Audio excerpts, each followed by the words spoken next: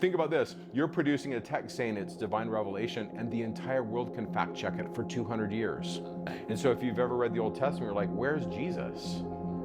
Bro, it's been edited. It's been edited out. Yeah, and this is one of those smoking guns where, okay, where's your evidence? And I know you're an evidence guy. That's kind of what this whole channel is about. I think that's one of the biggest reasons why the millennial generation is leaving, is because if we had a little bit more authenticity, if we had conversations like this, if we looked at scriptures the way that you teach in your classes, then I really believe that the millennial generation and below wouldn't be so, leaving in droves the way that they are. Oh, then conveniently we just have Nephi's record that is basically an abridgment of everything that they lost. Yeah. And so then they pick up First Nephi. Yeah. But you're saying that that wasn't the case. What the Mosiah First Translation does for me is to show, no, this is an ancient document. Joseph is 23 years old in 1829 when he secures the copyright for this. Yeah, so you're 23, you have to produce a text that knows what the fights are, that shows that Lehi is in one position, and that position Has exists. the motifs that exist at the time, like at that tree 23 motif. with no PhD, no biblical study training, none.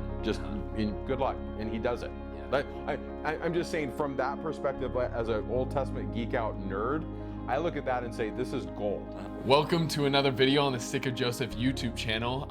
Today we've got something special for you. We do. We have a guest by the name of Mike Day. He is a PhD candidate right now. He's studying Greek, Hebrew. He is a master of ancient scriptures. I took an Old Testament class of his 3 times, the same one 3 times, because it was that good, and he knows so much. It's amazing. Mm-hmm. So we're gonna dive into the translation of the Book of Mormon, what order it was translated, and some of the clues of its authenticity that can be found while we kind of dig into that. And we want to do this interview learning more about the translation process, because when we talked to Steve Pinecker the other day, we both kind of realized that we're pretty ignorant to how all that went down.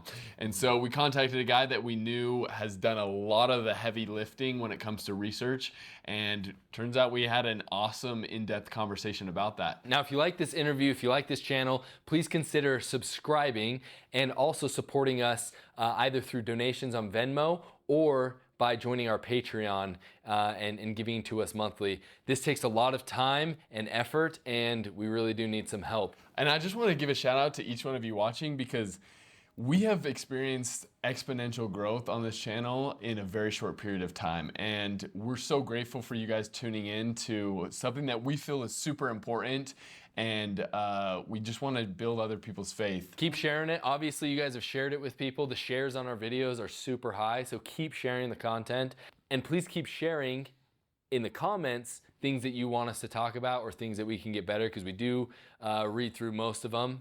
And we do try to improve this channel. You help us to know when we sound stupid and stuff like that, so please keep doing that. And we do sound stupid. But yeah, enjoy the interview. All right, everybody, welcome to another awesome interview on the Sticky Joseph YouTube channel. Today we have a great man by the name of Mike Day. I took a class by him on the Old Testament, and I actually took that same class 3 times. Not because he's a bad teacher and I needed it 3 times, but because I'm dumb.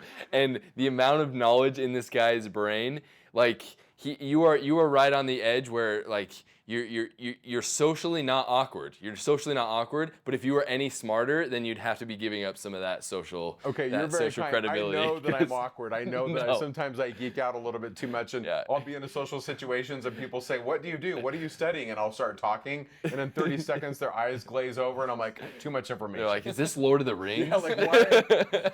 Stop talking. Dude, so I've learned by socially learning when their eyes glaze over to kind of back off. But the thing that I love about your classes, first off, that you teach it in a very real way, and there's a phrase that you use all of the time that I really appreciate, and it was, "I don't know." That's the thing that I appreciate the most, is that you presented 3 different sides. I think, as we were going through the Old Testament, we'd be like, the Jews say this, the Christians say this, the atheists say this. I don't know. And you presented all these things, and I feel like that is the essence of learning. It's just this you have to have this humility, and that's how God can work with us, to be humble enough to say, I don't know. And even when we have a theory, so a lot of you guys have been commenting like crazy, your theories on the Book of Mormon, things like that, and we appreciate that. But one thing that I think is important that we do as a church is we say that I don't know. I don't know exactly where the Book of Mormon Well, it's scary to do that because everyone thinks that they have to know or they lose all credibility. However, it's the opposite when I ask you a question and the right answer is I don't know, but you try to fumble around something, then you end up actually losing credibility for a lot of people. And so and people will know that you don't know. And so I really appreciate that. And today we're going to talk about an awesome subject that Jackson and I, we just barely came across when we were doing research. It was just like a little footnote in something we were reading. But this idea that the Book of Mormon was not translated, 1 Nephi, 2 Nephi, Jacob, Jeremiah, Book of Mormon, and then through. It was translated in a different order.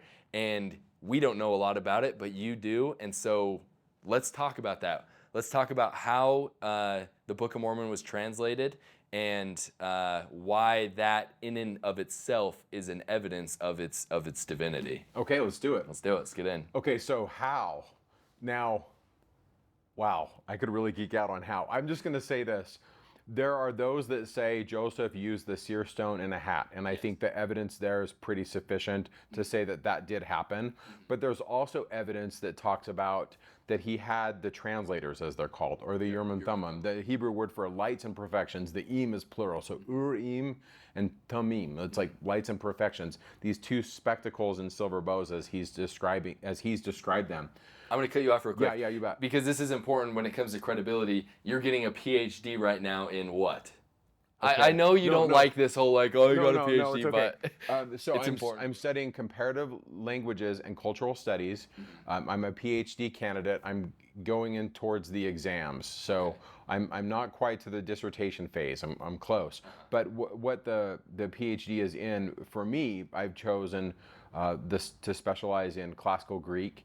And then I've been working in biblical Hebrew, personally going on biblical Hebrew. Now, classical Greek is the language of the New Testament, but it's also the language of the Septuagint, which is the Greek translation of the Old Testament in the 3rd century. What happened was, we're going on tangents here. Yeah, we're going to be okay, doing lots of I'm fine with tangents. I totally know what you mean. We're going down dirt roads. So, Book of Mormon, now we're talking about Alexander the Great. Yes, Alexander the Great in the 3rd century basically took Hellenism and put it on the map. And he went all the way to India, and he basically said everywhere he went, he left temples and made sure that Greek was instilled, Hellenism, the Hellenization of the ancient world. He put Greek temples in play, the language, he basically made sure that Greek was being taught. And the Jews realized they were going to lose their culture. They were going to lose it if they didn't translate the scriptures into Greek. And so over time, the Old Testament was translated into Greek. And for me, I love it because I love getting into the Hebrew, and I'll read and translate the text from Hebrew into English. Then I'll look at the Greek text and note the differences. And by the way, Isaiah is doing this all over the place, where it's almost like 2 different versions. And as someone who loves the temple, there's temple stuff all through Isaiah, especially if you read it with that lens. So that's kind of my passion, is the Bible. Yes. And so, yes, it's comparative languages and cultural studies, but what am I really into? What the world that made the Bible? Two things really. I'm interested in the world that created the Bible, but the world that was created by the Bible. Do you see the difference? Yes. And by the way, that's a whole other podcast. That is a whole different thing. Right. Gosh, we're going to have you over here at least every week. We've talked about the documentary hypothesis before, Yes. and we're not going to go there here. But understanding that backstory helps open up what's going on in the Bible. Yes. And then you're... Which the world of the Bible, the world that happened during the Bible, the world that was created from the Bible, all influence what? The Book of Mormon. Yes. Which is what we're talking about today. Yes, and the Book of Mormon... And the whole story of the restoration. Yes, what blows my mind is the Book of Mormon's coming out of First Temple. So the temple's destroyed in 586 BC. Well, where's Nephi? Right before that. So Nephi is from a whole different cultural worldview than the editors of the Bible who took their work. They got their hands on the Bible and they kind of edited the biblical text. Well, what the Book of Mormon is doing is preserving that first view. The first view of their it, religion. Yeah, like interesting. This is so cool. Okay, yeah. all right, Sorry, let's get back to it. So we were talking about interpreters and seer seer stone. Interpreters and seer stone. So my belief, and I've kind of charted this out as I've looked at history, I believe that up until the lost manuscript, now it's called the lost manuscript, the lost 116 pages, I like to refer to it as the stolen manuscript because I believe it was stolen. That first run where Joseph's working with Martin Harris, he is using the Urim and Thummim. After that, in the summer, and it's summer. After that, in the summer of 1828, he gives the Urim and Thummim and the plates to Moroni. He receives them back in the fall, the plates. From that time forward to the end of the translation of the Book of Mormon, it's of my belief, as I've studied history, that Joseph is using the seer stone and not the Urim and Thummim. So many critics of the church will show an image of Joseph using the Urim and Thummim and looking at the plates, and they'll say that that's not accurate. It is accurate. The witnesses that watched him do it were watching him do that. But it's also accurate that he used the hat. So as far as, looking in the hat with the stone, and I love in one of your interviews, you said to an individual, you said, if you believe that Joseph created it by looking in a hat, that's more incredible than a translation. That was such a powerful argument. Yes. And for those who are watching, because I've seen some of you guys in the comments, open up to the idea that maybe it was both. Because I feel like there's people that are like, he never used a seer stone. He totally did. Or he never used the Urim and Thummim. Yeah. And it's just like, or he never had the plates in front of him, or he never even had the plates at all, or there's all these things. And it's like, I really believe that the truth is always somewhere in the middle of two different sides of the story. Right when you just said that, I got to pull back on my dogmatic statement when I said he totally did. At the end of the day, I don't know. There we go. I wasn't there. Yeah. So, but what I can tell you is people that were there report that. Well, the thing is, and as I've talked to a few people the people that have problems with it, what I've seen is it's not that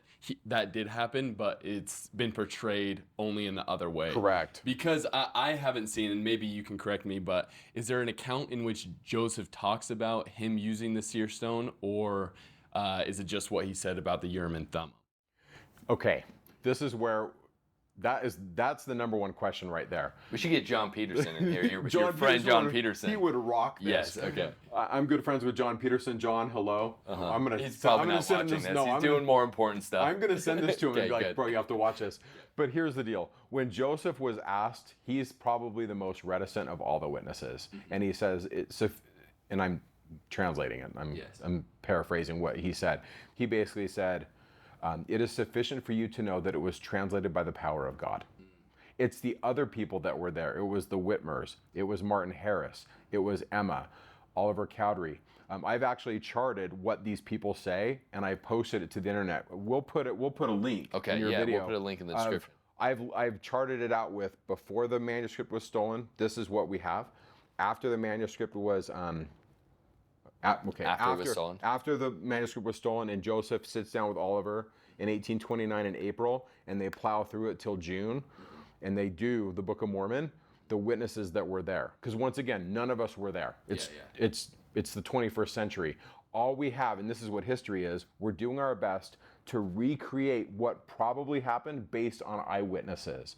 And the best sources in history are those that were there. Yeah.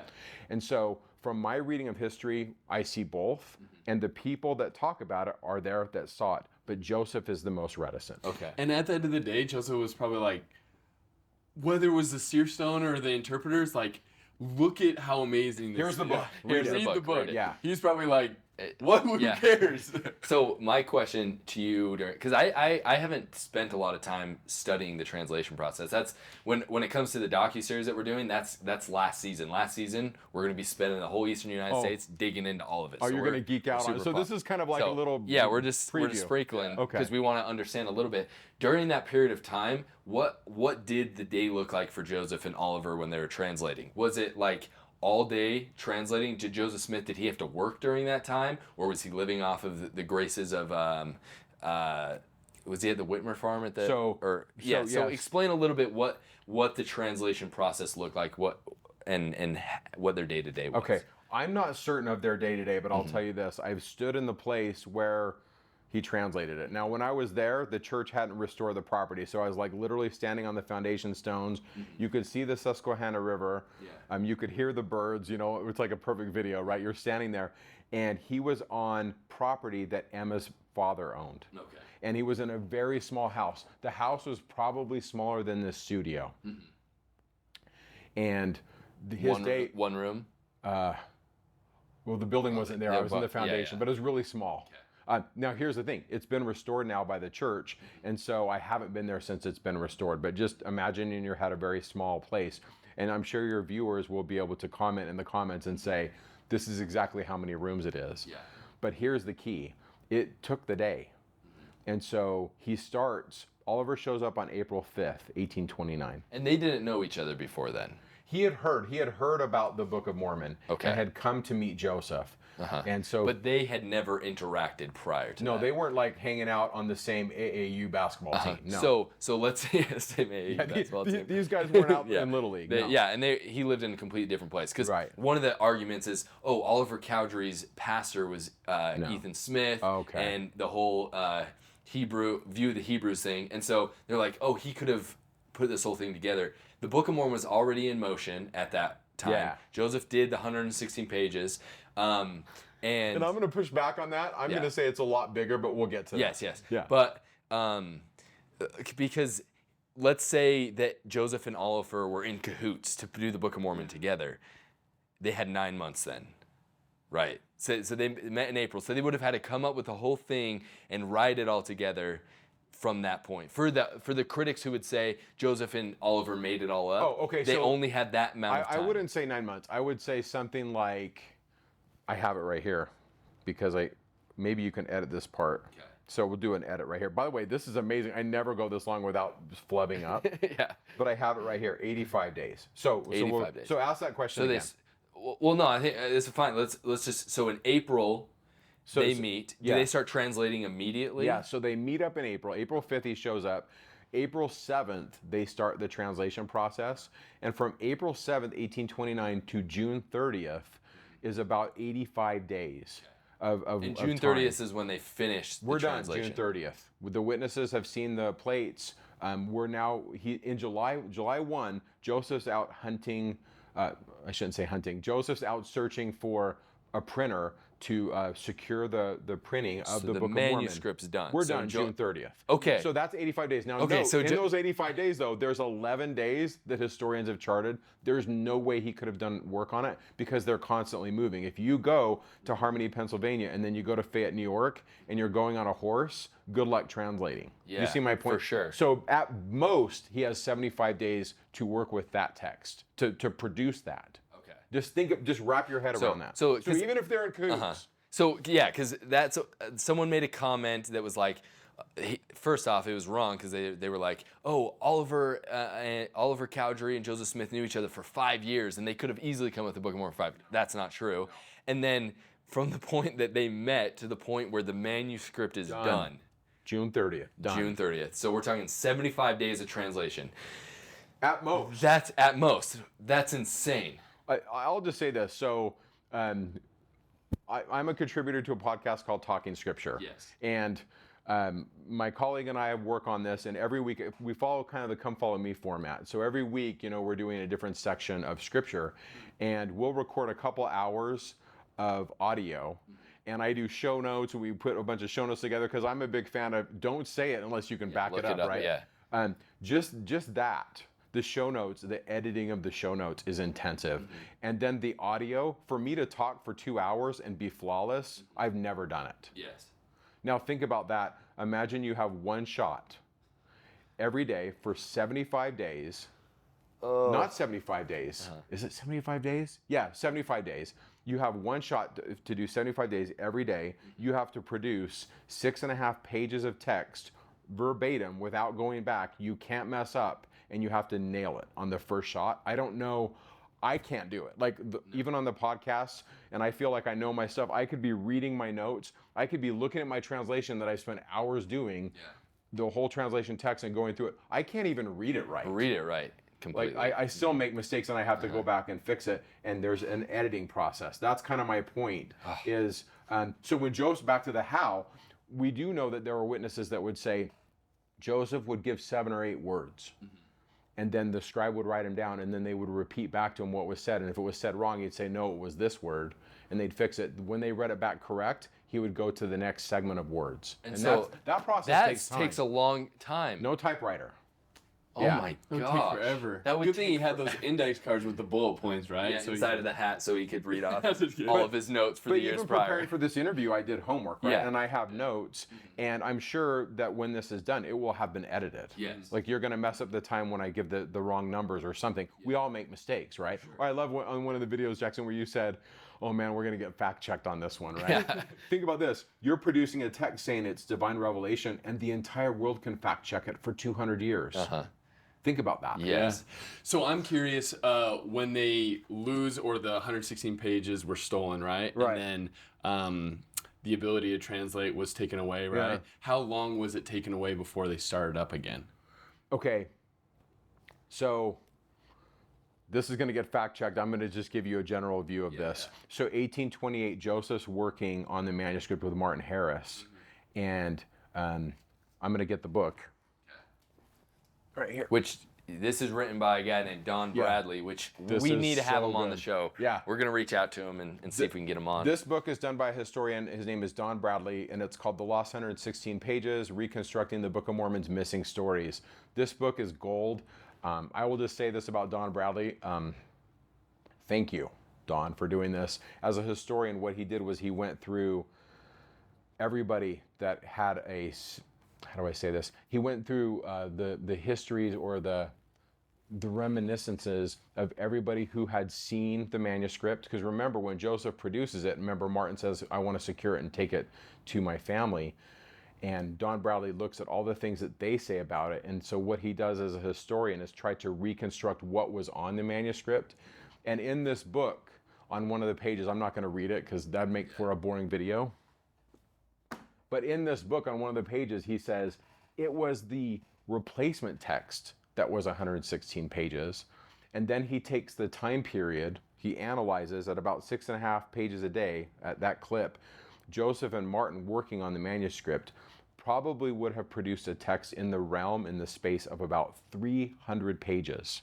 Okay. And then he talks about the time period. Because some of the manuscript papers, like if you see the manuscripts, they're like this big. 13 by They're 17 huge. 13 is by what 17. the foolscap paper was. Yeah. So just think about this. The time period that was lost covers 600 BC to 150. Based on that time period, right? Because Lehi is in 600, and then Mosiah picks up at about 150. That time period is about half of the 921 years that Mormon is giving us. And so based on his estimate, that time period, based on how much time and space Mormon's giving to each decade and so forth, he estimates that 300 is pretty conservative of a number. So back to time, because that was your original question, like how long were they working?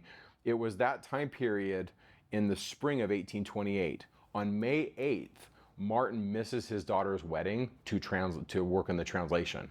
Now Martin, remember his wife Lucy's not stoked. Oh, yeah. She's like, this is not something I want you to be doing. And so the pressure he must be feeling from his family, I can assume, I'm trying to give him a pass. Misses his daughter's wedding? Right. So like, what would your wife say? If you're like, honey, I really want to shoot this video. We're going to be in Amman and we're going to be talking about Lehi and it's your daughter's wedding. She'd be like, no, you can come home. Hayden, right? No, yeah. Reschedule. And so, so Martin is under all this pressure. He's in on it too. That also just shows like he's in on it. He's fully in. He believes. So he says, Joseph, if you let me take this manuscript and show my family, like we're not just messing around, like this is legit. In his mind, this is from what I read through the histories, in his mind, this is validating the Bible. It's proving that the Bible is legit. And Martin also thinks this could generate a lot of money. I remember in one of your videos you said about the apostles, wow, we've seen Jesus resurrected. We're going to witness of it and we're going to be rich, right? And the answer is like, no, we're all going to be murdered. Yeah, you're going to witness of it, but it's not going to work out well for you. Well, that's kind of what happens to Joseph and Martin. Yeah, because even Martin, I can't remember where I saw this interview, but they were talking about Martin Harris and how one time he was just like one of the arguments he used with Lucy, and his wife's name's Lucy. Yeah, right? yeah, Lucy. Yeah, Lucy, and I think she recorded it in her diary. Is like, if anything, maybe this will make us some money. Yes. So like he uses that argument. He loses all of his money. Yes. He goes pretty much broke. And yet he still doesn't go against the Book of Mormon. You think that like if it was just a money-making venture and he loses it all and he's the one who kind of gets so bitter. He gets left behind. Yeah. Because Joseph Smith continues, to be taken care of with the church and stuff like that. He doesn't. You think he'd be the one to out it all, but he still doesn't out it. Now, I got to say this. Yes. He does leave the church in Yes. 1838. And if you want to know more, we'll put a link in the show notes. I do a whole thing on the Mormon War in 1838. Because here's what's interesting. The Whitmers are big witnesses. Remember, the small plates, which we're going to get into, are translated at the Whitmer home. The Whitmers, collectively, the whole family leaves the church in 1838. Yeah. If they were in on it and this was all made up, and you leave the church, I'm sure they would You don't come out think and be he's like, outing bro, it? we just made this up. And they all go down saying, no, it's of God. The last witness, David Whitmer, I think it was like 1888. He's like the last one interviewed by newspapers. Yeah. He goes down swinging saying, this is of God. There was an angel. The Book of Mormon is legitimate. I mean, this is a guy it's dying wild. out of the church. I right? know. Yeah. So, okay, I've been kind of going down dirt roads, and I Yeah, have a tendency to lose my way. Yeah, So yeah. where were we? Well, to answer the question, so the original question that I asked was, once the ability to translate was taken away, how long till they picked up again with Oliver? Yeah, that was the question. Thank you. Yeah. I got a lot more than I asked for. I got a lot. Okay, so May 8th he misses the wedding, and then I don't know the dates, but it's in Don Bradley's book. But that spring, it's right around May or June. I apologize. We can fact check, but it's easy to do, and we can put it. You can even put a thing in the video where it says the date. But that spring, he gives the manuscript under the condition, according to the Lord, as the Lord said no twice, and the third time, okay, but under these conditions, that he just show it to his immediate family. So it's then when Emma loses her child, and then he finds out the manuscript's gone. So the whole summer of 1828, no plates. He has to give them back to Moroni, and he doesn't translate, and he's in the depths of sadness. It's in the fall when he gets them back, in the fall, and then... So you get back in September, is it that date, September 21st? Isn't September 21st the date that he kept meeting I don't know the Moroni? date off the top of my head in the fall of 1828, but he gets them back in the fall, but he doesn't translate very much because of work and the And that's pressures when of life. That's when Emma is... Emma does some things. The scribe. Right. Okay. But it's when he finds out about a school teacher that's interested in the spring of 1829 that he talks to Oliver, and the Spirit's been working on him. And that's that revelation in section 6, right, where the Lord's like, did I not speak peace to your mind? Section 6 and section 9. Those two sections were really to Oliver on how revelation works. When Oliver sits down April 7th and says, let's do this, that's when they really have that 75 days. But so to answer your question, it's really 1828 when he's working in the spring with the manuscript that we don't have. And this is where Don Bradley's book really comes to life and I hope you get him on your show because Don Bradley has it all in his head. He's seen all the primary source material. The Book of Mormon in that first bit is a recreation of First Temple theology. That tent that Lehi's dwelling in, and then he sees the Liahona, that's a Mishkan, that's a tabernacle. They're recreating the relics of Old Testament religion. They have an ark. They have the relics that are similar or the equivalent to the ark of the Hebrew Bible. And the witnesses that saw the manuscript that was lost talk about this. And Don Bradley goes to all the sources, and then he gives you the Reader's Digest version in his book, which is fabulous. I hope everybody reads it. But my point is, imagine if we had that. We would have this in front of you, and we would have an additional 300 pages maybe. It's an incredible insane. thing. And remember, the Book of Mormon, once again, and this is important, and I love how you emphasize this, Joseph is 23 years old in 1829 when he secures the copyright for this. He's 23 years old. He will turn 24 in December of 1829. And he lost. So one thing I want to point out here too is like, Joseph Smith didn't just have all the time in the world to sit on by and scheme together all of this stuff. He's living in, the 19th century in America where life is very difficult. He lives on a farm growing up. I don't know what he was doing for work during the period of time that he was living at Isaac Hale's house and they weren't doing the translation, but I'm sure he's having to work to provide. His kid dies. There's tragedy going on. And so it's like, I find it very fantastical to believe that this whole thing was put together during that time of turmoil, and it's just, and you're talking about how young he is too, and it's just, it's crazy. So the question regarding how is he coming up with it, I think from the naturalist point of view, because I'm like you, I'm like, okay, what do the naturalists say that say this is totally a production of the 19th century?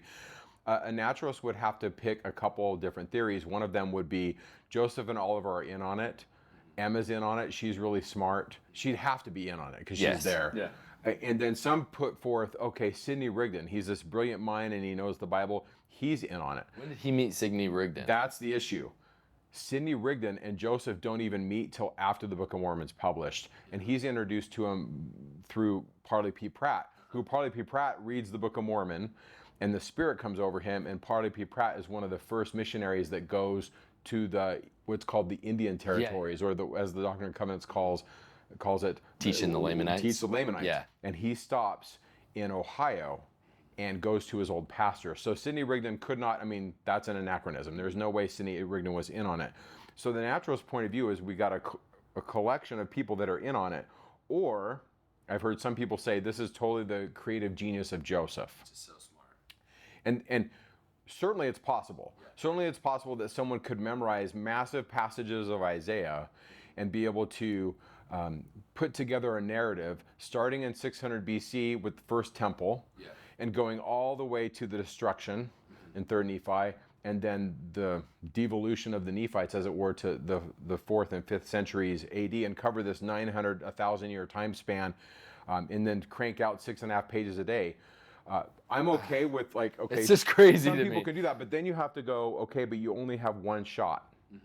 One shot, one You only opportunity. get yeah, just like Eminem said. Spaghetti on your sweater, but sorry, but okay, so you have one shot and you can't mess up, right? So okay, give him that. But then this is kind of where I geek out. Like you look at, okay, what was 7th century religion like in Jerusalem? And they were fighting over these things that were fundamental to their faith, and there was this schism in Judaism. And this might be another. We might do a whole other thing. We should do a thing on this. It's super interesting. I would love to do this, so I'm just going to throw this out there briefly. There was this schism amongst the Jews in the 7th century over God. And there were some that were called by scholars the Deuteronomistic reformers. That's fancy language for saying that the book of Deuteronomy is produced in the reign of Josiah around 640 to 609 BC. And in the book of Deuteronomy, the author indicates that God can't be seen, that the mysteries can't be known, that the temple isn't the place where God dwells, but it's the place where Hashem dwells. His name dwells in the temple, because God is in heaven. But then Deuteronomy takes this anthropomorphic perspective of deity, that God is not embodied and that he cannot be seen. Well, what do we read in the priestly narrative of Exodus? Well, you see the face of God, you see the finger of God. The temple's where he dwells. Moses has seen him face to face. We have those things reflected in the priestly document, but Deuteronomy says no. And so there was this schism in the 7th century. And then you get into this, which is kind of a lot for this. So do you have like Ezekiel and Isaiah on what side of the schism? Like you have Ezekiel, Jeremiah. Are they on the Deuteronomist side? Like where is it? Okay, where are they on? I will say this. From my reading, Jeremiah definitely has been, in my opinion, redacted and edited by a Deuteronomistic pen. There's a Deuteronomist basically saying that Jeremiah is pro the theology of Deuteronomy. Ezekiel, as Jeremiah is, he's in a priestly family, but Ezekiel's having visions of God. I mean, you open Ezekiel 1, it'll like knock your socks off. He's having a vision of God. But I would say this, Ezekiel and Jeremiah are not taking the same conception of God. But what's interesting is in the Holy of Holies, the holiest room in the temple, there was a tree originally that represented God, could have represented Heavenly Mother or the presence of God. John in the book of Revelation, chapter 21 and 22, talks about a cube coming from heaven, that's the Holy of Holies, and in that cube is the tree. It's like it's the final image of the Bible. Well, what's the main message of Nephi's vision and Lehi's vision? Where are we going? To the tree. It's the Holy of Holies. We're going there. So, I mean, and this is all laid out. We have to do a podcast. We could do a whole hour. We have to do one on this. Totally can. Let's put a pin in it. Okay. Go back to translation. All I'm saying is those fights of the 7th century are laid out. So you're 23. You have to produce a text that knows what the fights are, that shows that Lehi is in one position, and that position has exists. the motifs that exist at the time, like at that tree 23 motif. with no PhD, no biblical study training, none. Just good luck, and he does it. Like, I'm just saying from that perspective, as an Old Testament geek out nerd, I look at that and say, this is gold. And then beyond that, and what we're talking about in our docuseries, because we actually go there, the geography matches, like the geography of the old world matches perfectly. It nails it. And we've even looked at the maps that were available at the time. A lot of it was not available to Joseph Smith. And even our critics admit, he got that right. He got it right. Yeah. And so going back to the translation, when Oliver and Joseph pick up again. Thanks for keeping us on. You're good, Mike. on the road, Forever. We're back on it. It's been my understanding is like, then conveniently we just have Nephi's record that is basically an abridgment of everything that they lost. Yeah. And so then they pick up First Nephi. Yes. But you're saying that that wasn't the case. Right. Okay. So we were going to talk about the small plates. Yes. Okay. April 7th, 1829, Oliver shows up. Evidence, and we'll talk about the evidence, indicates that they start in Mosiah. That's where they're starting. So they're cranking. They're working 6.5 pages a day. So Nephi's not Joseph Smith's not going back in time, like trying to think of, okay, well, what did I make up for Lehi's story? How can I shorten We don't it have into that yet. Yeah, we don't have. So they're not even talking about what he just translated, because the small plates are an abridgment of those first 116 pages that were taken. Yeah, right? you nailed it. Yeah. And so he's not starting over again with that. He's like, we're just going to keep translating Keep as going. golden plates. Keep moving. Okay. So it shows up April 7th. The next month, just a few weeks later, on May 15th, Joseph and Oliver are in 3rd Nephi, right around the middle. That's where the passage about authority to baptize. And remember when we were kids and we saw the video where Joseph's translating and he's like, how did they have the power to baptize? Remember, right? And then what do? They walk outside their house, and it's literally just outside their back door, and they pray by a tree by the Susquehanna River, and who shows up? John the Baptist. Yeah, giddy up. And we get the priesthood. That's May 15th. So we know he's in 3rd Nephi. Yeah. And there's no way he's starting at the very beginning and already at 3rd Nephi. Like, that's one of the evidences that historians give. The historians say there's no way he's going from 1st Nephi to 3rd Nephi in like 5 weeks. Yeah, no way. Crazy. Yeah. So we know he's there. So that's one evidence. And then in June of 1829, Joseph and Oliver go to Fayette to go live with the Whitmers. On June 11th, they submit for the copyright the title page, which was the last leaf of the plates. Remember, Hebrew, we're going right to left, if this makes any sense. This is kind of a lot to wrap your brain around. But the title page is translated in the beginning of June. The title page is the last leaf. It's a translation. Mormon puts it in. And then he picks up somewhere around June 8th or 10th, somewhere around there, in the Whitmer home, Joseph and Oliver are working on the small plates. And this is one of those smoking guns where, okay, where's your evidence? And I know you're an evidence guy. That's kind of what this whole channel is about. John Whitmer, who lives in Fayette, never met Joseph. His handwriting is on the manuscript, and we can link it in the show notes to Joseph Smith Papers, and you can see it for yourself. I'm not a handwriting expert. I'm trusting the historians who've studied the Joseph Smith Papers, and they're like, here's John Whitmer's handwriting. And he's a scribe for, at some point. Yeah, for the plates, the small plates. Yeah, like that's mind-blowing. Crazy. So we have that as evidence. Okay, so why is this a big deal though? Right? Because that's what I want to ask. What's a big deal? Who cares? Why is this important? Okay. I think it's very important because throughout the Book of Mormon, from Mosiah to the end, there are these references to stuff going on in the small plates. And we're back to this naturalist theory. If Joseph Smith wrote the Book of Mormon, he would have to remember or have planned in his head stuff from the beginning, but he hasn't written it yet. And we'd have to write the narrative of the Book of Mormon from Mosiah to Moroni. We'd have to write it, and he would have to drop these little nuggets, reminding us back to stuff that he hasn't done yet. Does that make sense? Okay, so what you're saying is I hope that it makes sense. It from, sounds kind of from weird. Messiah to Moroni, there are little Easter eggs Right. that are like hyperlinks that are referring to to the beginning journey. Yeah. And that hasn't even been written yet. And so he would have to remember those little Easter eggs in the beginning of the manuscript, Yes. kept note of them, and then molded the story around those Easter eggs to fit perfectly. Yeah. I mean, Which is okay. I have now a I'm graphic. understanding why this is important. Yeah, I have a graphic we have to put. Share it with me. I'll put it we up have on to here. put on your on your video.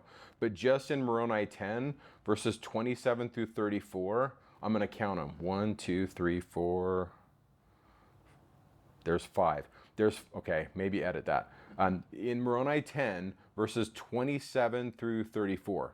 Just as an example, in Moroni 10 verses 27 through 34, there are 5 quotations off the small plates. So this is Moroni is dropping his mic and he's doing a piece out, and you know, if it was if he was a rap star, he's collected 5 other rap songs and incorporated it into his rap that haven't even been written yet. And so Moroni 10, 27 through 34 is quoting Omni, Enos, Jacob, Nephi. I mean, I'll say it this way. Moroni chapter 10, he's quoting basically all the main authors of the small plates, like word for word, pretty much. Yes, that's crazy. I mean, so what does that tell you?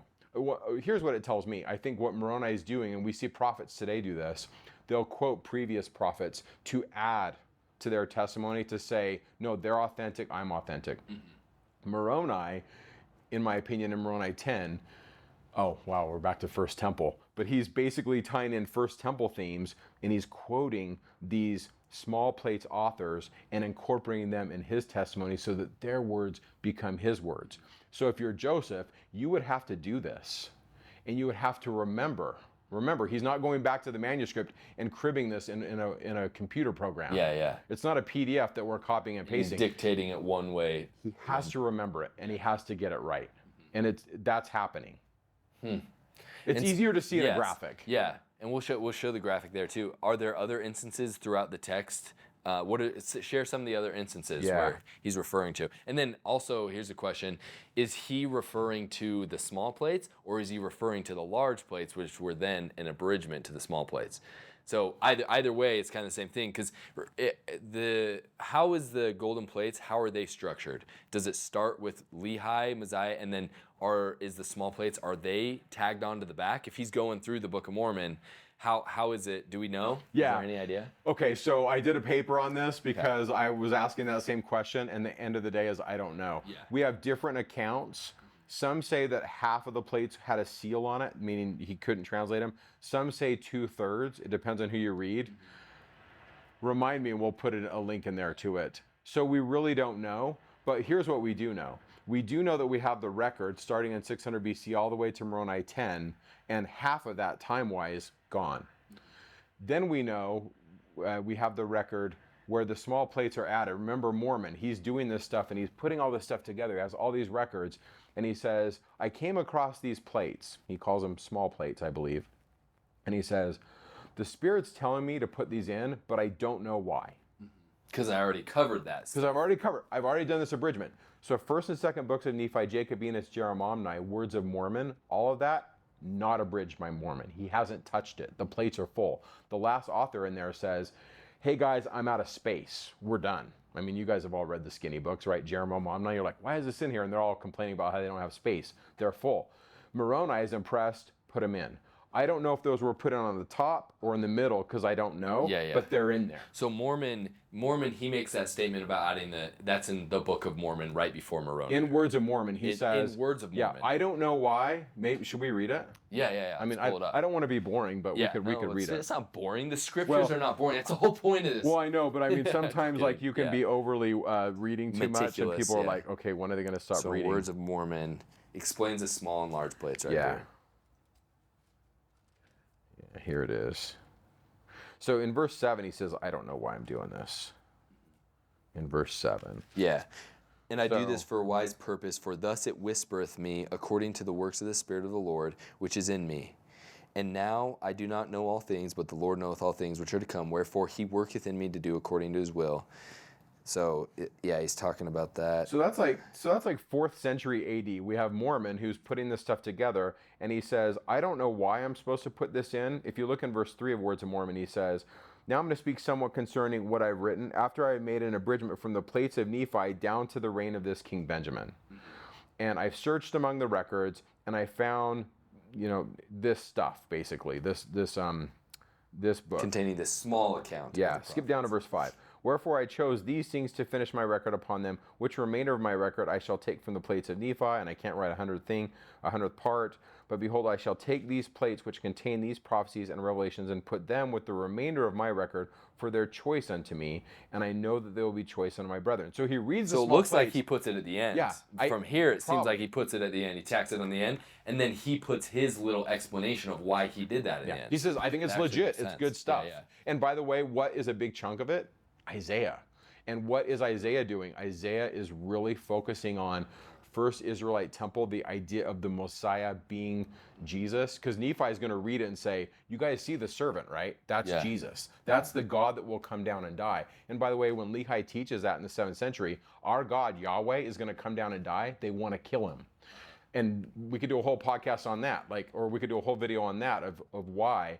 But Lehi is of the belief that Yahweh, Jehovah, as we call him, will come down and die and be resurrected. Mm-hmm. And the Jews are freaking out. They're like, you can't do this. And what do Laman and Lemuel do?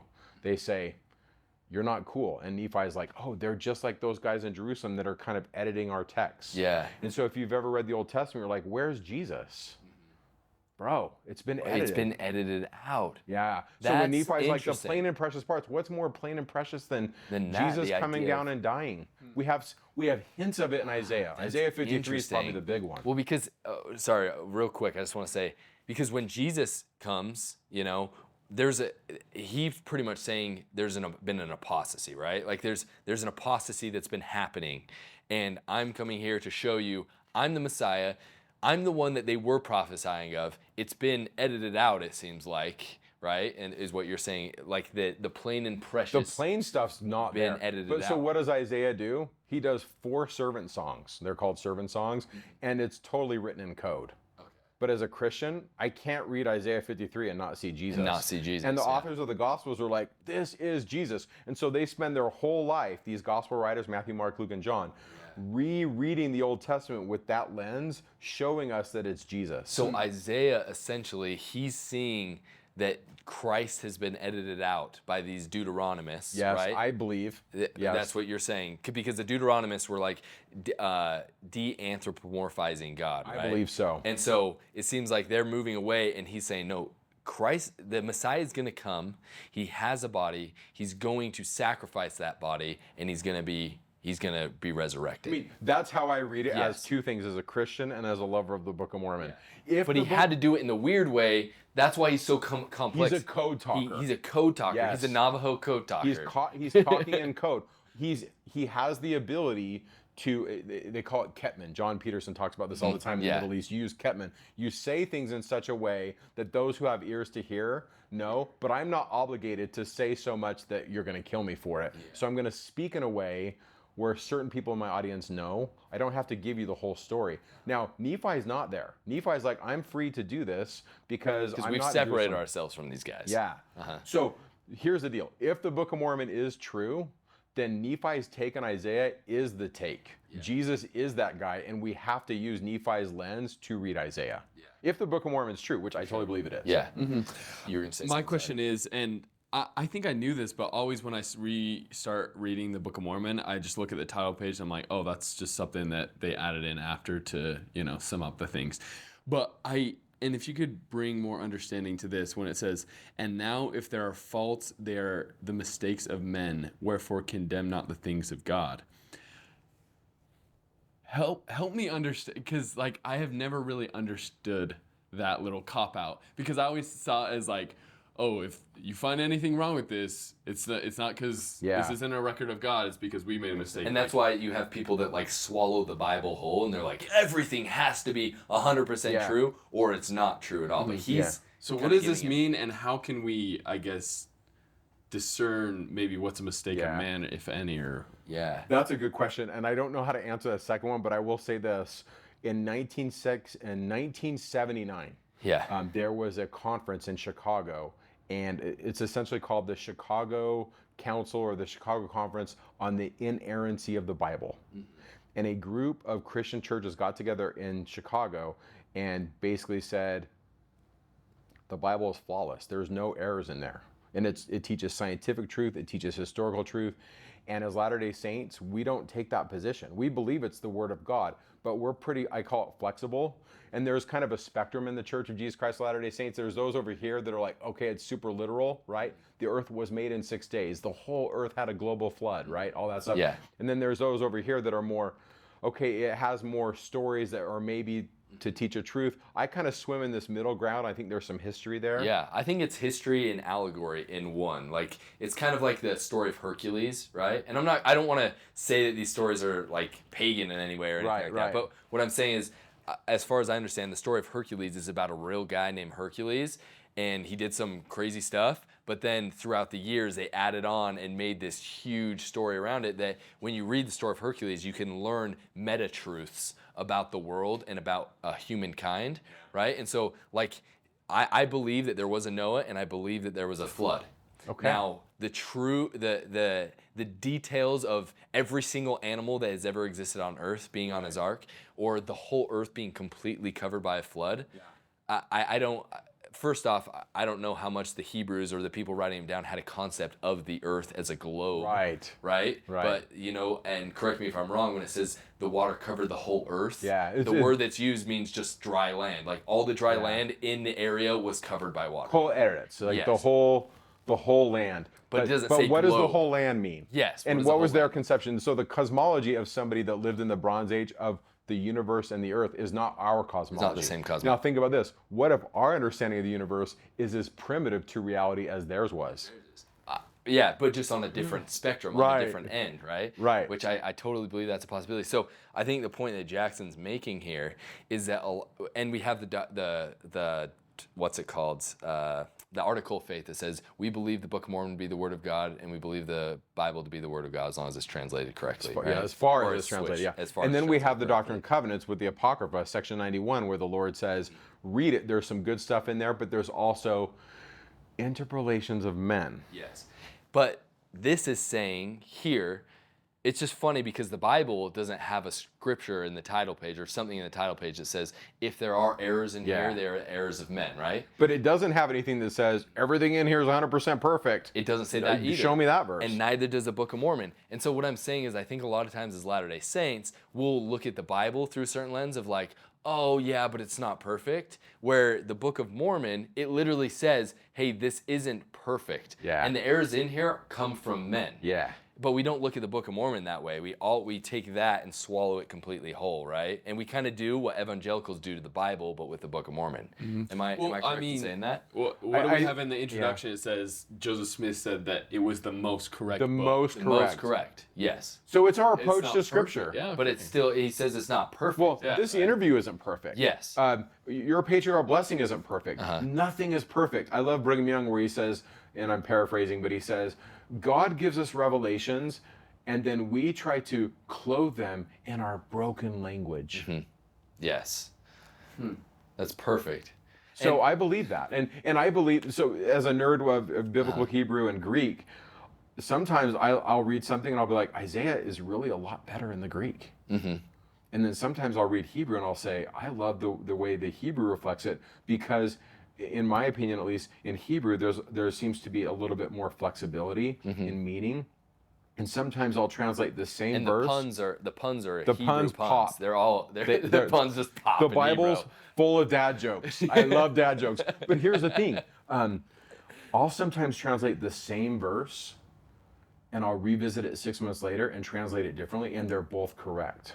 So riddle me that. Yeah, riddle me that, Batman. And I think Brigham Young even said this. He said if Joseph Smith had the plates later, 10 years later, and he translated them, they would read a little bit different. Because remember, we're dealing with a translation. And so I think a Latter-day Saint approach to Scripture, and I'm not telling Latter-day Saints how to approach it, but this is how I approach it, is I see it as beautiful, but what is it leading me to? It's taking me to God. Yes. And in that process, it's sacred and holy. And I don't read it the same now as I did when I was 20. But they're both good readings. For sure. Because we're on a journey. And I think that is the essence of Scripture. I think it's very important for us as Latter-day Saints. We have a completely different take. We talk a lot about like this personal revelation, right? That's something we talk about. And this is just a conglomeration of personal revelations as well as revelations from prophets for people, right? Yeah. And so essentially this is just telling us you can talk to God. And so you read this scripture because it reminds you how God has dealt with people in the past, and it helps you build faith that he will deal with you in the present the way he dealt with people in the past. But this idea that the Book of Mormon is just this inerrant book it of isn't scripture. inerrant. It isn't inerrant. No. And that's something we need to keep. I feel like we do the same that evangelicals do with the Bible, but with the Book of Mormon. And then they look at us and they're like, see, you don't even care about the Bible. You put it to the side. I love the Bible. But you swallow the Book of Mormon the way we swallow the Bible. And what we need to do is we need to be consistent across all Scripture and say, we believe that the purpose of Scripture isn't to be a perfect roadmap of everything we need to do. We believe that Scripture is something that points to the one who has the roadmap, and that is God. Hey, what's up, guys? So we had to stop recording here, and then we took a little break, but we started kind of having an off-the-cuff conversation, and we thought it was interesting, so excuse the informal nature of it, but I hope you enjoy this little part. One thing that I will say, too, I'm probably not going to edit anything, because, and I know you edit I would stuff. love to show this to my people, but you like it more natural. Well, and the reason is because one of the reasons why this generation is being lost, the millennial generation below, is because millennial or above millennial, their top virtue, loyalty. Millennial and below, their top virtue, authenticity. And so the reason why the best shows are like Joe Rogan podcasts is because it's just authentic. It's just people talking.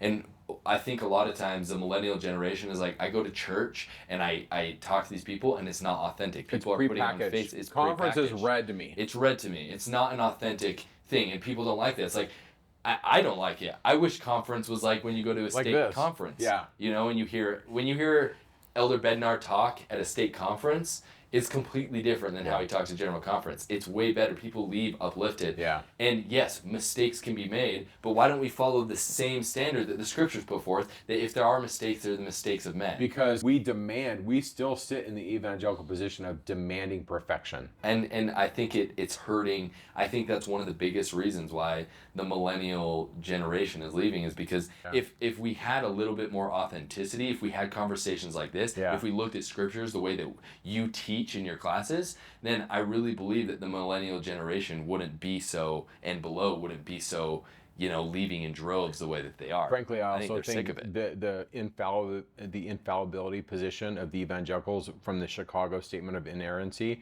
is also causing evangelicals to leave, because I think it's an untenable position to maintain that the Bible is 100% inerrant when all you have to do is read it. Read it. Just read it. And it shows you on its own pages, and it's not hard. And you don't have to read 20 pages later. Sometimes it reflects a different opinion on the same page. And so we just have I remember reading the first time I read the story of Noah in your class. Yeah. And you had it broken down, the priestly, what's the J stand for? Yeah, so we have the Yahwist and the priestly account. Totally different. And they're saying it at the same time. Yes. That's the thing that's wild. Like, we read it and we're like, oh yeah, Noah, he brought 2 animals on the boat, 2 of every kind. And then it's like, wait, he brought 7 of every kind? And oh, it rained this many days. Oh, it rained that many days. Like, and it's like one after another. And for some reason, we pick one of them, and we like filter out the fact that it contradicts literally in the same chapter. Just read it. Yeah. Should we turn off the air, or is that gonna mess the sound up? Has it been going this whole time? No, just turn it on. It just started. It just kicked in. Yeah. Okay. Yeah. That's what I thought. I'll turn. By the way, were we recording all that? Because that was good. Yeah, we are. I know. I'll cut it in. That was a really good. Yeah, we'll be able to cut it in. Because we're talking about, okay, why are we even doing this? Yeah. Because we're doing this to reach to those people. Like, hey, you matter, and don't bail just because. What was the thing that the millennials are searching for? Authenticity. Don't bail because it's not meeting your level of authenticity. Join us. Jump on the train and be on this journey with us. Help us. Like, if we're not authentic enough, here's 2 millennials saying, then giddy up, let's do it. Like, Let's be authentic. And that's why one of the things I appreciate about you guys is you're like legit. You're like, here it is, and we're going to make mistakes. We might say that Luke Skywalker opened up the Tauntaun's belly, but frankly, we know that's wrong, and you've apologized for it. We apologize for it. And by the way, do you know what the actual temperature inside a Tauntaun is? It's lukewarm. What is it? Right? That's important. Good. Yeah.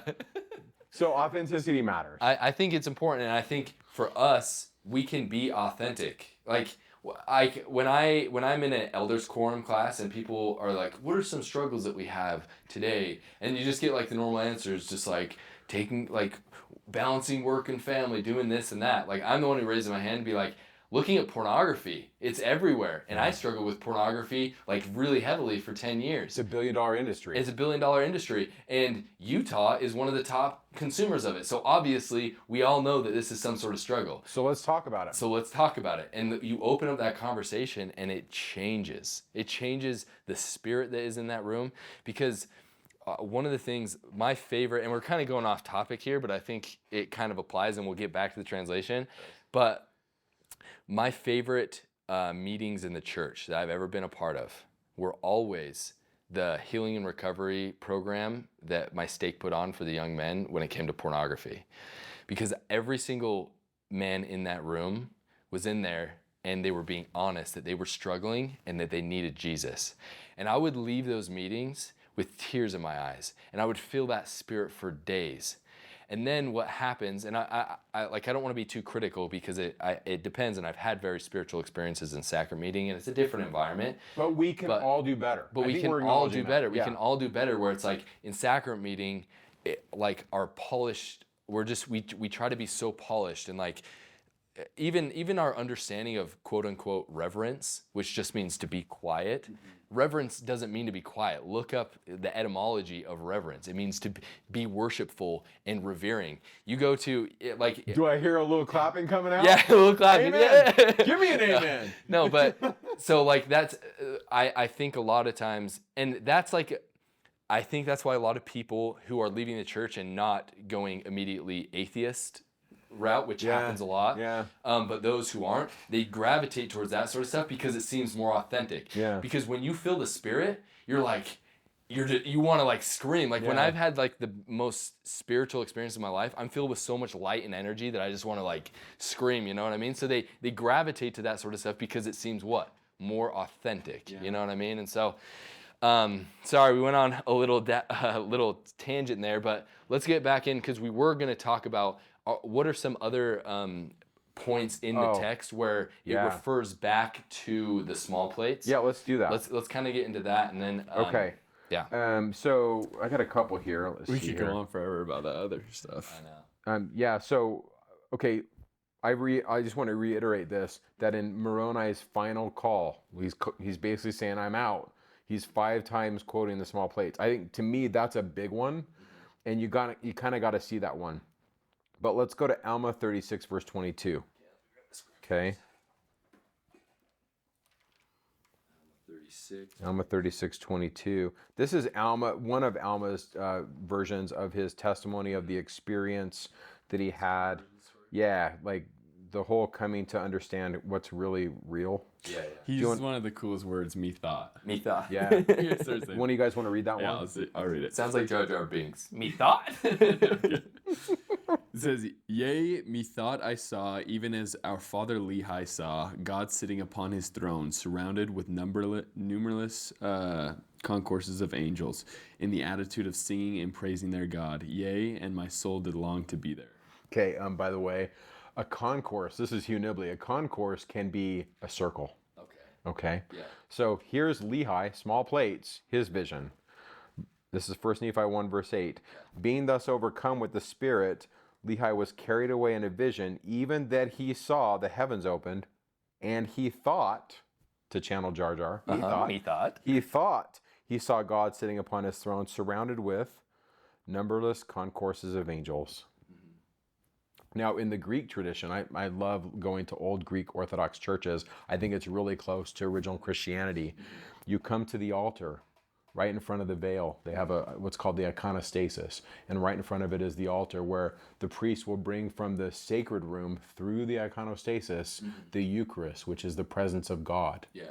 And we each, one by one, partake of the tokens of his flesh, right? If you stand at that altar and you look up, it's called the Pantocrator.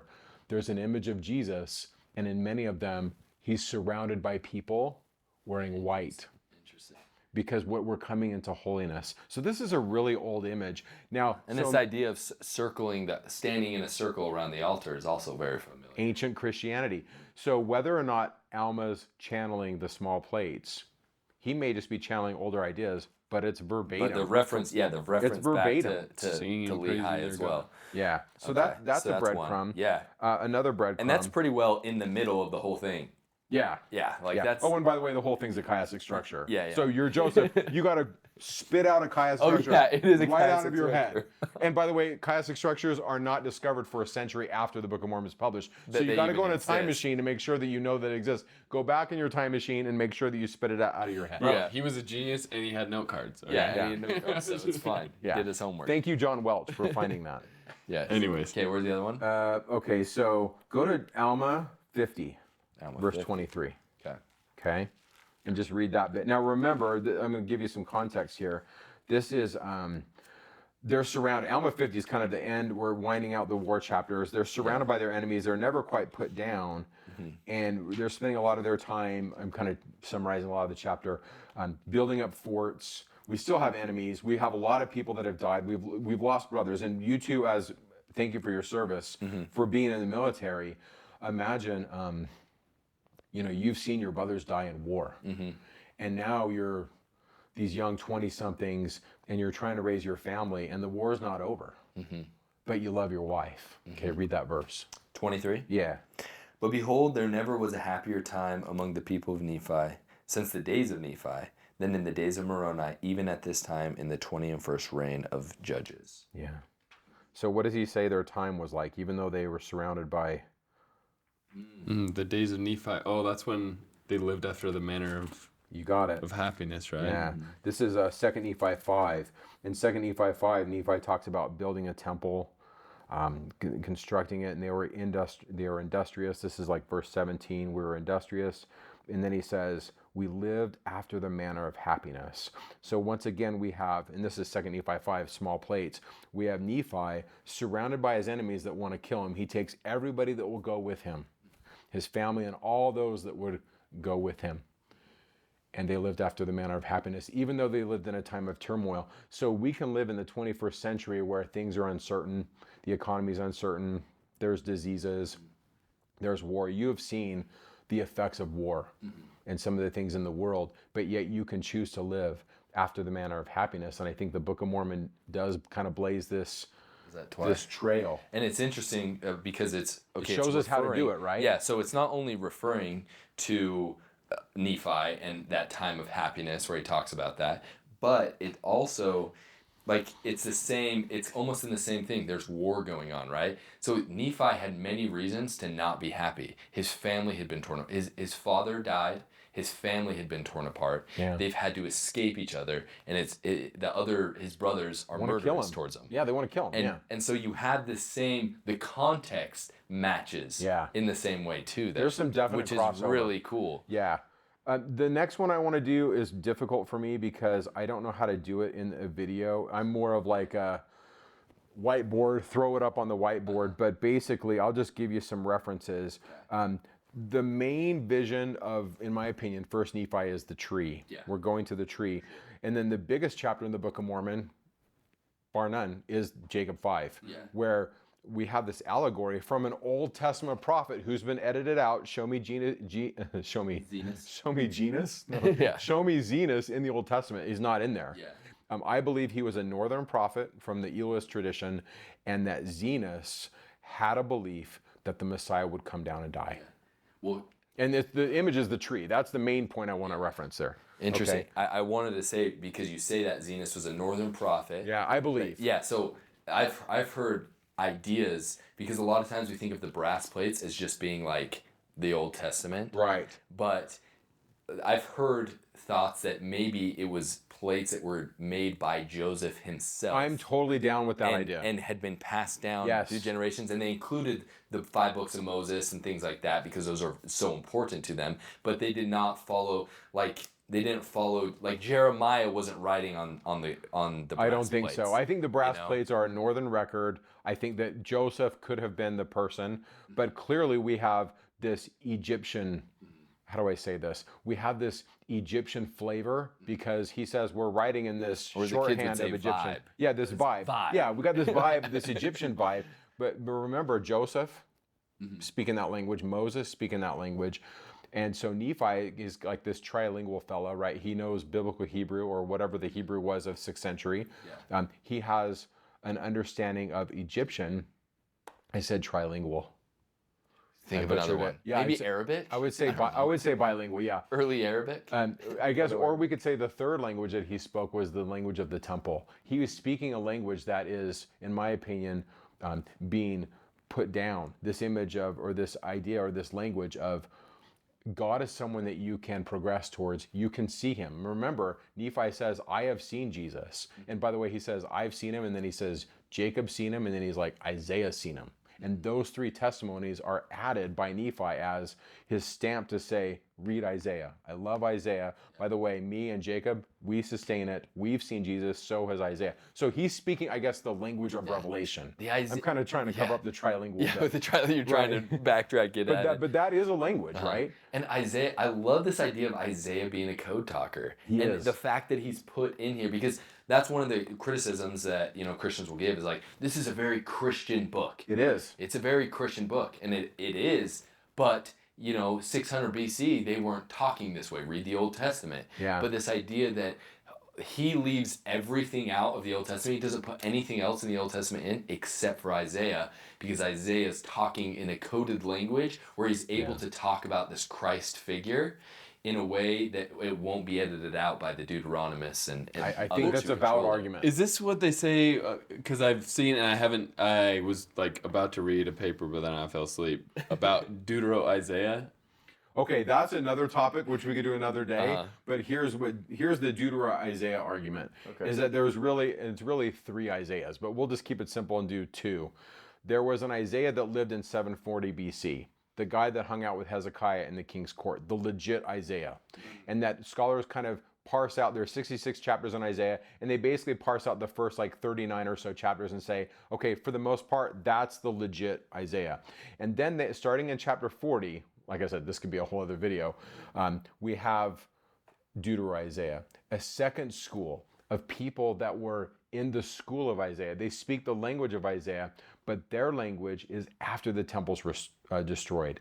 And so after the temple's destroyed in 586, remember Isaiah's gone, 740 is when he lived. 586, the temple's destroyed. That there were a group of people in the circle of the prophets. These were visionaries, and so they added to Isaiah's words. And that's an argument that is made amongst many biblical scholars, and so they refer to Deutero and Trito Isaiah. And so when you read biblical scholarship, you just need to be aware that scholars kind of swim in that water. I think it's more complex than that. I do think and subscribe to the view that there were things added to Isaiah that are part of those 66 chapters, but I'm of the belief that the stuff that Nephi is quoting is legit Isaiah. And so what's he quoting? And who's Abinadi quoting? They're quoting the servant songs. So the servant songs to me are first Isaiah. Now that is something that scholars are going to disagree with, and there's lots of battles on this. But to me, that's kind of the answer to Deutero-Isaiah. But to me, there was an Isaiah. The earliest stuff we have of Isaiah, like the oldest manuscript we had after World War II, they found at Qumran, an Isaiah scroll has all 66 chapters. So what's the Isaiah scroll dated to?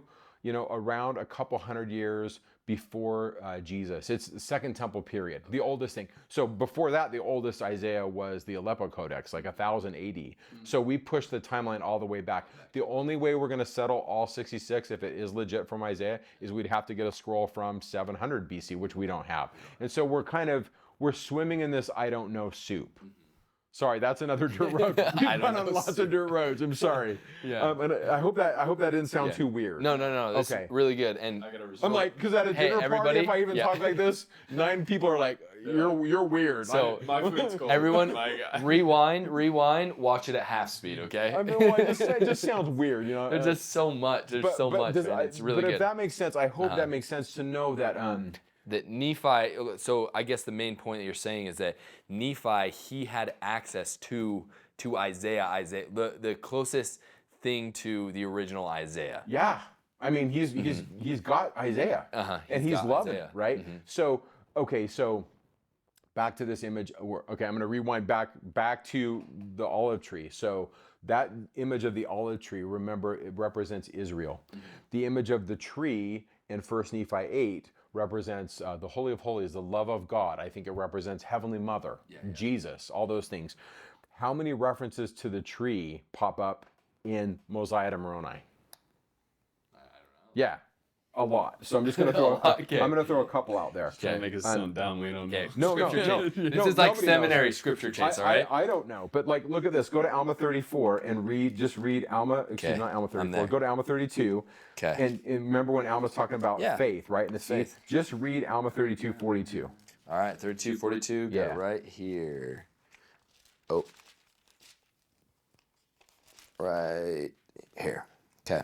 And because of your diligence and faith in your patience with the word in nourishing it, that it may take root in you, behold, by and by ye shall pluck the fruit thereof, which is most precious, which is sweet above all that is sweet, and which is white above all that is white, yea, and pure above all that is pure. And ye shall feast upon this fruit, even until ye are filled, that ye hunger not, neither shall ye thirst. Okay, Yeah, so that's a perfect. You're standing liturgically in the Holy of Holies, eating the fruit, or in the Greek Orthodox position, you're eating the Eucharist. Yeah. In the Latter-day Saint position, you're in the celestial room embracing your family. Like, is there anything better? So wait, is the menorah, is that a reference to the tree? Is that what you're saying in the Holy of Holies? This is where it gets complicated, but Hezekiah takes the tree out. We read about this in Kings. And some scholars say that the menorah is kind of like a reference to the tree. Okay. I don't know. I wasn't there. I'm still kind of wrapping my brain Which around would be interesting, because this. think about it. You have the fire, like the bright, like talking about like this fruit idea. You know, you have the menorah. So that's very much kind of like a temple imagery right there. This tree that has bright fruit on it. And by the way, you're a tree. You've started your tree and you have 2 little fruits. What are their names? It's true. Walker and Laney. Yeah, beautiful. I want to meet your kids. You need to get your family on this, both of you. Yeah. And sometime introduce, because people want to know, like, show us your family, tell us, and then your wives can make fun of you. But you got to get that on the video. Yeah, we should. We should. But that's your tree. You're building a tree, right? Yeah. So back to the superlatives: most white, most sweet, most pure. 1 Nephi 8:11, small plates, okay? It came to pass I did go forth and partake of the fruit thereof, and I beheld that it was most sweet, above all that I had ever before tasted. Yea, and I beheld that the fruit thereof was white, to exceed all the whiteness that I had ever seen. And it was desirable above all other fruit. I kind of skipped down and read verse 12. And by the way, the heart of verse 12, I was desirous that my family should partake. Family, tree, fruit, Holy of Holies, 1 Nephi 8, Alma 32. Are you Yes, trying yeah. to So make those connections? I guess what I'm saying, what you're saying is that this very much follows the same pattern that the Bible does, because that's, and I learned this in your class that, and we were talking about earlier, the Bible is just filled with dad jokes, puns, and also hyperlinks. They're always referring to each other, 1 for credibility, and 2 because it is one. It's one story, all in one, all circumscribed into one great whole, right? Yeah. And so the Book of Mormon, you're saying it's doing the same thing, because even the language that's used is so similar. Yes. Like it's exact in some cases, and so it makes a lot of sense that instead of Joseph Smith remembering the exact phraseology that he used in Alma 32, weeks and weeks later when he's doing the small plates, it's more likely that these prophets who were writing these things down had access and had been reading the earlier plates and were purposely putting those in. I think Mormon is a legit guy. I think he's an abridger, and I think he's doing exactly what you're talking about. Mormon is a classic Jew. And what I mean by that is they do what's called midrash, which is commentary. And some of the best midrash is taking and riffing off other stuff. So I'm a big fan. I grew up in They're the like 80s. DJs. They're like DJs. Yes, Just that's what I like, was going. oh, Like, were you? I loved when 1986 came out. There was this album by the Beastie Boys, and they had this one song, and it went, and I was just jamming it in my car. I was washing my car, and my uncle came over, and he's from another generation. He's like, "What are you listening to?" And I cranked it. I'm like, "Listen to this," and he's like, "Bro, that's just a Led Zeppelin riff." Yeah. And I'm like, "No, it isn't. I've This heard is the Zeppelin." Beastie Boys. He's like, "Get in my car." So we get in his Camaro, we start driving, and he has this 8-track, and he throws in some Zeppelin song I'd never heard. Same riff, Yeah. right? And he's like, "That's what musicians do." Vanilla Ice with Under Pressure, and then Yes. down. Yeah, and so Yes. Mormon's doing that. He's midrashing, he's teaching, he's riffing, and he's putting stuff in. Mormon all is over. the Kanye West. He's famous for sampling music, right? He always No. starts with an old. Make that Mormon get is better. he's the Kanye West Yeah, of the totally. scripture world. But he's righteous, right? But he's righteous, Yeah. yeah. Hey, which No- Kanye? no you're- offense, Kanye, He's I'm putting not out judging you. Christian stuff these Yeah, days. Kanye's I am He's- not judging Kanye. He's making his steps, right? He's on his own journey. Jesus walks. Yeah, that's Yeah. awesome. No judgment here. But yeah, so that's what I'm saying is like legit. What the Mosiah First Translation does for me is to show, no, this is an ancient document. I mean, just in 30 seconds, that's what I would say. Well, but then there's evidence. that's There's more. But yeah. that kind of gives you the overall view Yeah, of it. and this is probably a great place to end, honestly, because we will continue to go down tangents. This is why I was able to take your class 3 times, because even though never you the were same. teaching, yeah, it was never the same. Like, what are we I learned talking about? I learned something completely different because I love that because someone would ask a question and you would just go down that road until we said stop. It's You know what I literally mean? my It was favorite way to awesome. teach, where I'm like, I don't know what we're going to talk about, but we're in Isaiah 29 today. And then we just go all over, and then because I'm edified. But if I'm just like, click, read the PowerPoint, I just get tired. I love reality, like what you're talking about being authentic. Where you just kind of get authenticity. So if you want to hear more of this amazing man, how do people find you? What's your podcast called? It's on all platforms. Yeah, Also- Talking Scripture, really simple. Talking Scripture. We're on YouTube, but we're also on all podcast platforms. So we'd love to have you listen once in a while. We follow the Come Follow Me format. So, for example, if you're doing 1 Nephi 1-8, that's what we're focusing on. Whereas this, I feel like we could go all kinds of different places. Sometimes on the podcast, I'll do that. You'll do special episodes, yeah. But we try to keep it to about an hour. Yeah. But 'Cause sometimes they go long, and that's what you want, you know, because that's how you get the in-depth stuff. So follow Mike, listen to him. His co-host on that is a guy named Bryce Dunford, who was my seminary teacher who got me And my into this- seminary teacher. Oh, really? What a small world. Yeah. So he taught seminary, like, when I first... I'm just going to do Spark Notes because I think it's really relevant, and it's relevant to this project. When I was a senior in high school, I had a feeling I needed to graduate from seminary. I had been sloughing it off the years prior.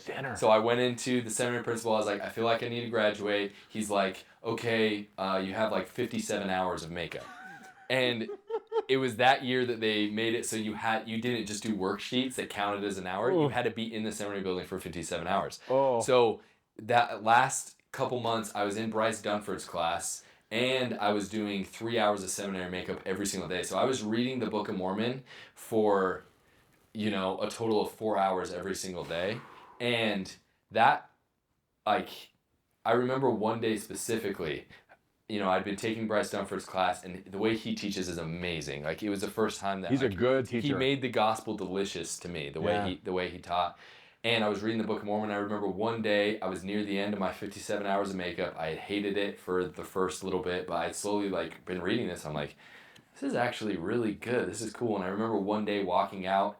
I was doing early morning makeup, and I just started seeing kids that were walking to the seminary building as I was walking to the school, and I just started crying, and I loved these kids, and I didn't even know who they were. I was a senior. You have the freshmen, sophomores, juniors. I have no idea who these kids are, but it was the first time that I felt the love of God to the point where it was spilling out of me, and that was really one of the first big testimonies that I had that this book is divine, and it has the ability to fill us with the love of God and the love of Christ. And so the colleague that you're doing that with, he played a huge role in me recognizing that, and then you played a huge role of that, after I got home from a mission, and I wasn't even going to college, but I went to your institute class 3 times in a row. Like I said, I took the same class 3 times in a row, and I would like to give you the opportunity to share your testimony of Yeah. the Book of Mormon of Christ, and then we'll wrap it up. Now, before I talk about my testimony, I just have to say this about Bryce. He is so brilliant. We'll be doing a podcast, and I've done a podcast with him before where he has no notes and he just has his scriptures, and he'll go for an hour and a half. And it's memorized. And there are times when he's not even reading it, he's just quoting entire passages, and I'm not that guy. Yeah. I'm more like, where is that? What does it say? But I'm just really impressed with him. I got to tell you, my first time meeting him, I was just really impressed with his ability to reach young people, and I thought, I could do better. And I think that's kind of what we're all trying to do. We're trying to be better.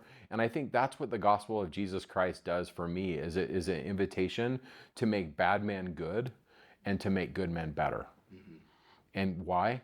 Because we're on the path. We're going towards the tree. And we just keep going. Okay, as far as my testimony, for me, I didn't really grow up in what I would call the ideal household. And so what I saw growing up was what I didn't want. But I'll never forget, there was a time when I was a teenager, I was in my room and I was reading the Book of Mormon, and I was reading a part where Nephi was talking about John. And John the Revelator had a vision, and Nephi says, I had this vision, I saw what he saw, but I was commanded not to write it. But it will be written down. And I remember thinking, I had read Revelation before, didn't understand it. I was a teenager. And I remember pondering that, and the Spirit came over me to such an extent, it was kind of like your description, it was overpowering. And I knew and comprehended that Nephi was real, that he was a real guy. That really carried me over to my mission experience.